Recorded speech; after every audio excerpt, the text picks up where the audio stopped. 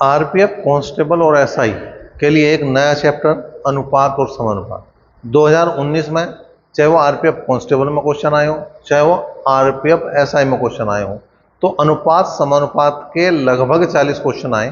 तो उन सभी को एक एक करके हम देखेंगे किस टाइप के क्वेश्चन पूछ रहा है। और मेरा मानना यह है कि अनुपात समानुपात का बहुत ही आसान क्वेश्चन जो है वो पेपर में पूछता है। तुम्हें लगेगा भी हाँ इस टाइप के क्वेश्चन इसने पूछ रखे, तो हाँ वास्तव में जो मैंने बात कही वो सही है कि हाँ बिल्कुल आसान ही पूछ रखे, बहुत ज़्यादा कुछ है नहीं अनुपात समानुपात में जो है मुश्किल जो हमें पैदा कर रहा है। जैसे पहला क्वेश्चन देखें हम, यदि ए अनुपात बी बराबर 4:3, बी अनुपात सी बराबर 5:3 है, तो ए अनुपात बी अनुपात सी का मान हमें बताना है। देखो ए अनुपात बी, देखो ए अनुपात बी जो दिया इसने वो दिया 4:3, ए अनुपात बी जो दिया उसने 4:3, और बी अनुपात सी जो दिया उसने, जो बी अनुपात सी दिया उसने वो दिया 5:2, वो दिया इसने 5:2। अब हमें जो बताना है, जो हमें बताना है वो ए अनुपात बी अनुपात सी बताना है। अच्छा, यहाँ 3 का अनुपात निकालना हो या 4 का निकालना हो या 10 का निकालना हो, सब में ये तरीका ध्यान रखो। देखो यहाँ अनुपात लग रहा तो हर लाइन में अनुपात आना चाहिए, उसके नीचे है। यहाँ अनुपात लग रहा तो हर लाइन में अनुपात आना चाहिए, जहां अनुपात नहीं लग रहा वहां तुम अनुपात लगा दोगे। पहला काम तो यो। दूसरा, यहाँ खाली स्थान है तो यो है लाइन और यो है कॉलम, यो है लाइन और यो है कॉलम, तो तुम्हें लाइन से पूरा करना। जैसा यहाँ पे खाली स्थान है तो जो इसके सबसे नजदीक संख्या वो इसे पूरा करेगी।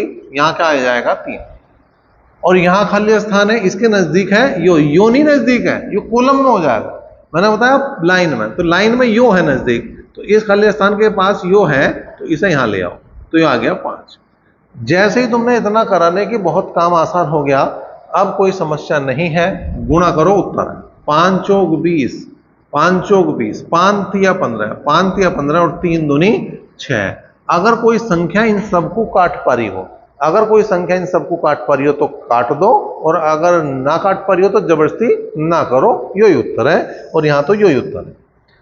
क्वेश्चन नंबर 2 की बात करें भाई, क्या है?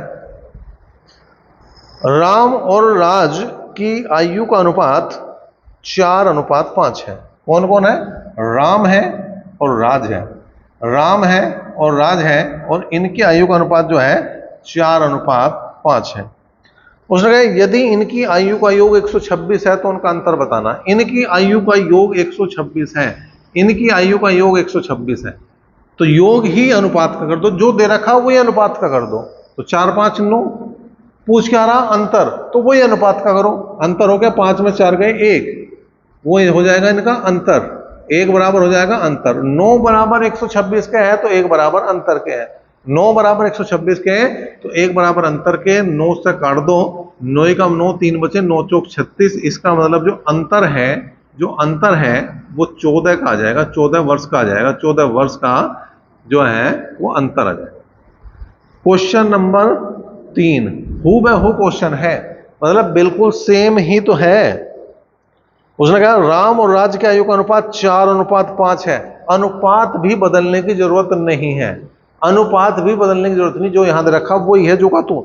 नाम भी बदलने की जरूरत नहीं, क्योंकि नाम भी वही है जो का तू, राम और राज। और क्रम भी बदलने की जरूरत नहीं, क्योंकि राम पहले दिया तो राम ही क्वेश्चन में तीसरे में पहले दिया, और राज बाद में दे रखा तो राज ही बाद में दिया। योग 153 है, अब योग कितना दे दिया? 153, तो मैं क्या करूंगा? 5 4 9, 9 बराबर 153 के। आयु का अंतर मतलब फिर वही बात, जो चीज कह रहा है वो यहां पे, वो यहां पे कह रहा। अंतर 1 आ गया, अंतर बता दोगे भैया, अंतर 1 आ गया, अंतर बता दोगे, ठीक है। तो 17 निम्मा 153 हो गए, तो जो अंतर है, जो अंतर है वो 17 आ जाएगा। या काट के देख लो भाई, 9 एकम 9, कितने बच गए? 6 और 9 सते 63, 9 सते 63 काम बन गया। चौथा क्वेश्चन वो भी इसका भैया नाम चेंज कर रहा बस। उसने कहा एक्स और वाई की आयु का अनुपात 9:10 है। यदि उनकी आयु का योग 133 है तो बीच का अंतर बताना है। एक्स और वाई की आयु का अनुपात 9:10 है। एक्स और वाई की आयु का अनुपात 9:10 है और उनकी आयु का योग 133 है। 133 बराबर योग के हैं, तो 10 और 9 हो जाएगा 19, 10 और 9 हो जाएगा 19। हमें अंतर चाहिए, हमें अंतर चाहिए। 10 में से 9 गए 1, 1 बराबर आ गया अंतर के। एक बराबर आ गया अंतर के, एक बराबर आ गया अंतर के। तो यहाँ पे हम क्या करेंगे भाई, 19 से काट देंगे, 19 सत्ते 133, गुणा करके देख लो, 7 निम 63, 6 बचे, और 7 कम 7 6 13। इसका मतलब जो अंतर है एक्स और वाई की आयु का, वो 7 वर्ष का अंतर है। वो कितने वर्ष का, 7 वर्ष का अंतर है। तो देखो तीनों में एक ही चीज पूछ रखी, और अभी ऐसे क्वेश्चन और भी मिलने वाले। पहले बात तो यही देख लो कि कितने आसान क्वेश्चन पूछ रहा। अगर हमें थोड़ी सी बेसिक चीजें पता है तो इन क्वेश्चनों को करने में कतई दिक्कत नहीं है, कतई दिक्कत बिल्कुल हमें नहीं है। लेकिन अगर तुमने अनुपात समानुपात का चैप्टर नहीं कर रखा, तो एस डी यादव का भी करा रखा हमने, और करा रखा है आर एस अग्रवाल का, उन दोनों को देख सको तुम, देखा आराम से, पहले उन्हें समझ लो, उसके बाद जो पूरा कॉन्सेप्ट तुम वहां से सीख के इन क्वेश्चनों को बहुत आसानी से। नंबर 5 की हम बात करें, एक्स और वाई की उम्र 6:7 के अनुपात में है। यदि उनकी आयु का योग 78 वर्ष है तो उनके बीच की आयु का अंतर बताना है हमें। तो एक्स और वाई की आयु का जो अनुपात है वो 6:7 है। अब योग दिया 78 और योग अनुपात का हो गया 7 6 13, 7 6 13। हमारे से क्या पूछ रखा, अंतर, अंतर फिर एक है, 7 में 6 गए एक, एक बराबर किसका आ जाएगा, इनका अंतर का जाएगा। तो 13 6 78, तो जो अंतर आ गया, जो अंतर आ गया वो 6 कम 6, वो 6 वर्ष का है, वो 6 वर्ष का आ गया। सपोज करो अंतर 2 आता तो 2 की गुणा कर देते, 6 दूनी 12। अंतर 5 का आता, 5 की गुणा करते, 5 छंग 30। ठीक है, अब आ गया क्वेश्चन नंबर 6। अब आ गया क्वेश्चन नंबर 6, राम और राज, फिर वही आ गया राम और राज, राम और राज, राम का राज आ गया भैया, राम और राज, राम और राज जो है वो 4:5 के अनुपात में है। किस अनुपात में है, 4:5 के अनुपात में है। उनकी आयु का योग 180 है, उनकी आयु का योग 180 है, तो 9 बराबर क्या हो जाएगा, 180 के। 9 बराबर किसका हो जाएगा, 180 के। 5 4 9, 9 बराबर 180, 9 बराबर 180। अंतर चाहिए, फिर वही बात है, अंतर है एक का, 5 में 4 गए एक, एक बराबर आ जाएगा अंतर के, एक बराबर आ जाएगा अंतर के। 9 दूनी 18, 9 दूनी 18। इसका मतलब जो आयु का अंतर है वो है 20 वर्ष का है, वो जो अंतर है वो कितने वर्ष का, वो 20 वर्ष का है। फिर आ गया क्वेश्चन नंबर वही 7। अब क्वेश्चन नंबर 7 की बात करें, क्या है, एक विशिष्ट राशि को 6:5 के अनुपात में 2 भागों में विभाजित किया गया है। पहला भाग 126 है, तो कुल राशि बतानी है। देखो 2 भाग करे हमने किसी राशि के, पहला और दूसरा, हमने 2 भाग करे, पहला और दूसरा, और जो अनुपात आया वो 6:5 आया, जो अनुपात आया वो 6:5 आया। पहला भाग 126 के हैं और पहला भाग 6 है, तो 6 बराबर 126 के, 6 बराबर 126 के, पहला भाग 126 तो 6 बराबर 126। उसे चाहिए कुल, उसे चाहिए कुल, तो कुल जोड़ दो भाई, 6 और 5 11, 6 और 5 11। अनुपात को जोड़ने की बात कर रहा हूं मैं, 6 और 5 11, ठीक है, 11 बराबर कुल के। तो 6 दूनी 12 और 6 कम 6। इसका मतलब अगर मैं कुल की बात करूं, अगर मैं कुल की बात करूं तो 11 की गुणा मुझे 21 में करनी पड़ेगी, 11 गुणा मुझे 21 में करनी पड़ेगी। तो 11 एकम 11 और 11 दूनी 22 और 1 23, कुल मिलाकर आ गया 231 जो है वो टोटल है। क्वेश्चन नंबर 8 की बात करें, हामिद, क्रिस्टो और गणेश के वेतन का अनुपात क्रमशः 3:5:7 है। यदि गणेश को हामिद से 524 रुपये ज्यादा मिले तो क्रिस्टो का वेतन क्या है, ये बताना है। तो 3 आदमी है, हामिद है, दूसरा है क्रिस्टो, और तीसरा है गणेश, तीसरा है गणेश, और इनका जो अनुपात है वो 3:5:7। ठीक है, 3:5:7।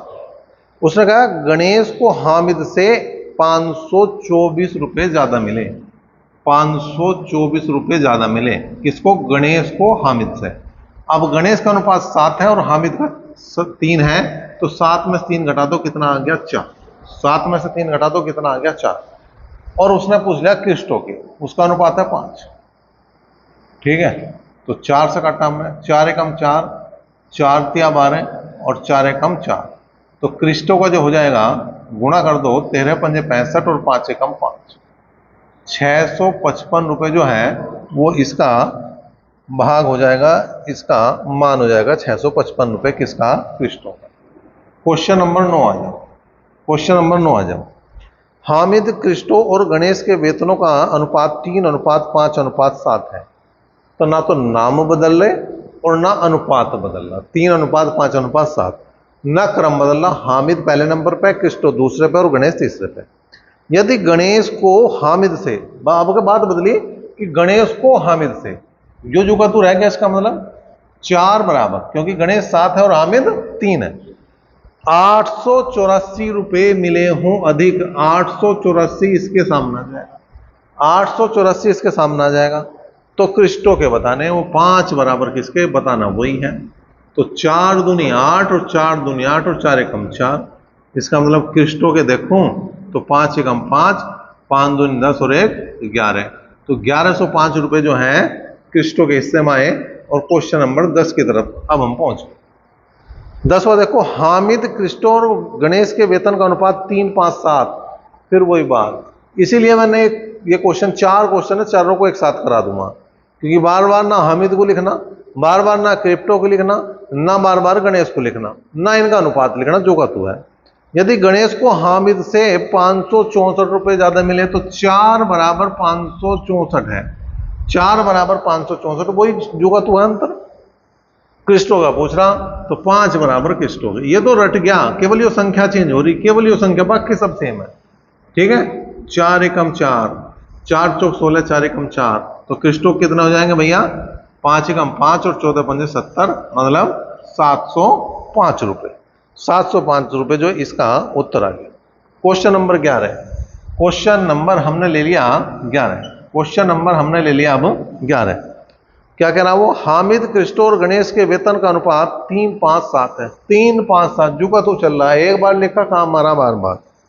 यदि गणेश को हामिद से 892 रुपये हो अधिक हो, यही बात कह रहा हर क्वेश्चन में। तो 4 बराबर जो है किसके हैं?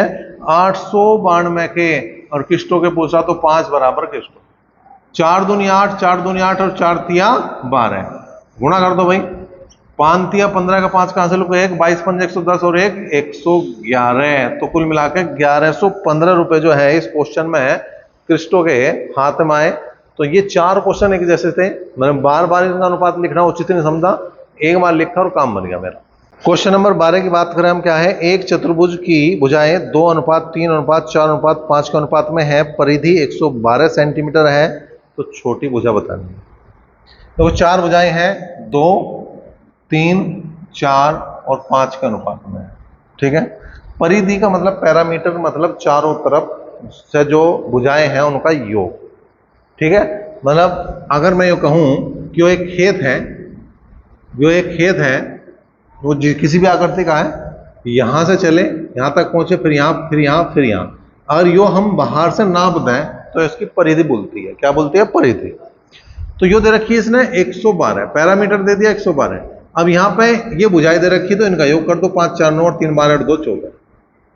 छोटी भुजा पूछ रहा, छोटी भुजा पूछ रहा, इसका मतलब हमें 2 का मान बताना। 2 बराबर छोटी भुजा के हो जाएगा, 2 बराबर छोटी भुजा के आ जाएगा, 2 बराबर छोटी भुजा के आ जाएगा। ठीक है, 14 8 112 होते होंगे, 14 8 112, 14 का पढ़ा पढ़ कर देख लियो। ठीक है, और 8 दूनी 16, 8 दूनी 16। इसका मतलब जो छोटी भुजा है, जो छोटी भुजा है वो 16 सेंटीमीटर की है। वो कितने सेंटीमीटर की? वो 16 सेंटीमीटर की है। यो ही इसका उत्तर हो जाएगा, यो ही इसका क्वेश्चन नंबर 12 का जवाब हो जाएगा। ठीक है, अब क्वेश्चन नंबर 13 पर आ जाओ जी। अब क्वेश्चन नंबर 13 पर आ जाओ जी। क्वेश्चन नंबर 13 क्या कह रहा? एक विशिष्ट राशि को 6:5 अनुपात में 2 भागों में विभाजित किया गया है। पहला भाग 84 है, तो कुल राशि बतानी है। देखो, 2 भागों में बांट दिया हमने किसी राशि को, पहले और दूसरे भाग में, और उनका अनुपात दिया इसने 6:5। उनका अनुपात दिया 6:5।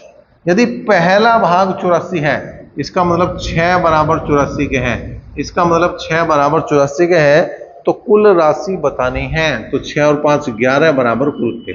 11 कहां से आया? अनुपातिक योग। 11 कहां से आया? अनुपातिक योग का आया। 6 से काटा हमने, 6 कम 6 6 चौक 24। इसका मतलब कुल राशि अगर मुझे निकालनी है, अगर मुझे कुल राशि निकालनी तो 14 की गुणा 11 में करनी पड़ेगी। 14 गुणा 11 में करनी पड़ेगी। 11 चौक 44, 4, 11 कम 11 और 4 15, ठीक है जी। तो 154 रुपए की टोटल राशि है, कुल राशि है क्वेश्चन नंबर 13 में। इसके बाद आ जाओ जी question number 14। Question number 14, question number 14 क्या कह रहा, एक निश्चित राशि को 6:5 के अनुपात में 2 भागों में विभाजित किया गया है। यदि पहला भाग 66 है तो कुल राशि बतानी। सेम, पहला और दूसरे भाग का अनुपात 6:5 दे रखा है। पहला भाग मतलब 6 बराबर किसके है, 66 के। कुल पूछ रहा मतलब 11 बराबर कुल, 11 बराबर कुल के हो जाए। तो 6 से काट दिया 11 बार और कुल आ गया 11 का वर्ग। 11 का वर्ग आ गया 121 रुपए। 11 का वर्ग आ गया 121 रुपए। तो क्वेश्चन नंबर 14 में जो टोटल राशि है वो 121 रुपए की है। अब क्वेश्चन नंबर 15 देखो भाई। क्वेश्चन नंबर 15 देखो क्या है, एक चतुर्भुजीय मैदान की भुजाएं 2:3:4:5 के अनुपात में है। परिधि 154 है तो छोटी भुजा 2:3:4:5 के अनुपात में दे रखा है। तो मैं दोबारा क्यों लिखूं, जो का तो है। परिधि जोड़ रखा मैंने पहले 14 है, तो 14 बराबर जो है, 14 जो बराबर है वो 154 के इस बार दिया है। 14 बराबर 154 के है। छोटी भुजा पूछ ली, छोटी भुजा 2 है तो 2 बराबर हो जाएगी छोटी भुजा, 2 बराबर हो जाएगी भैया छोटी भुजा। तो अगर मैंने यहां काट दिया 14 से, 14 कम 14, 14 कम 14, 11 बार कटा। तो जो छोटी भुजाई वो गुणा करते हुए मिल जाएगी। वो कितनी आ जाएगी, 11 दूनी 22 सेंटीमीटर की जो है वो छोटी भुजा है। क्वेश्चन नंबर 16 की बात करें, धातु की गोलाकार गेंद ए का व्यास धातु की गोलाकार गेंद बी से दुगना है। ए और बी के आयतन का अनुपात बताना है। देखो भाई, ए और बी का जो उसने दिया है अनुपात। अब एक बात ध्यान रखनी, वो परिधि का अनुपात देता है। वो किसका देता है, परिधि का अनुपात देता है। वो देता है अनुपात किसका, वो देता है त्रिज्या का अनुपात। किसका, त्रिज्या का। वो देता है किसका, व्यास का। वो देता है व्यास का। अगर इन तीनों में से किसी का भी अनुपात दे रखा है, परिधि, त्रिज्या और व्यास, इन तीनों में से किसी का भी अनुपात दे रखा और आयतन पूछ ले, और आयतन पूछ रहे तो तुम्हें घात 3 लगानी और कुछ नहीं करना। उसने कहा ए जो है, ए का व्यास जो है वो बी के व्यास से दुगना है, तो यो 1 है तो यो 2 है। हमें आयतनों का अनुपात चाहिए। आयतन क्या है, वॉल्यूम, मतलब बी अनुपात बी चाहिए। तो हम क्या करेंगे, इसकी घात भी 3 लगाओगे। हम क्या करेंगे, इसकी घात भी 3 लगाओगे। और 2 दूनी 4 दूनी 8 हो गया। 1 की तो कितनी बार गुणा करो, 1 ही आपने। क्वेश्चन नंबर 17 पे आगे बात। क्वेश्चन नंबर 17 की आगे बात। दो संख्याएं इस प्रकार है कि उनके मध्य का अनुपात 4 अनुपात कितना है, 4:7 है। प्रत्येक में 4 बढ़ा दिया जाए तो अनुपात 3:5 हो जाता है। बड़ी संख्या बताएं।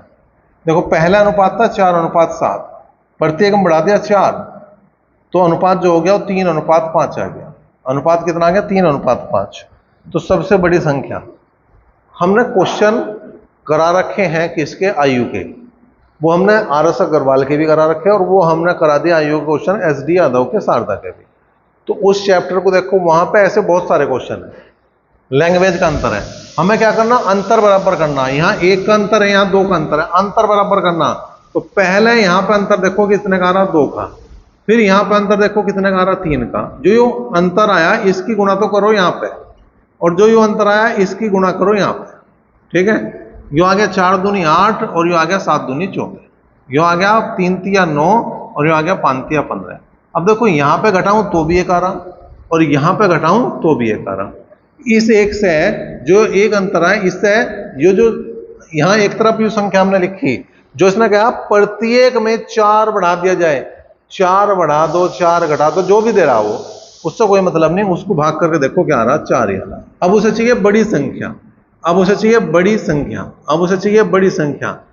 तो जो पहली संख्याओं का जो अनुपात बना ये वाला, इसमें बड़ा अनुपात देखो क्या है, 14, और जो भागफल है इसकी गुणा कर दो। 14 चौका 56, और 56 ही जो है वो बड़ी संख्या है।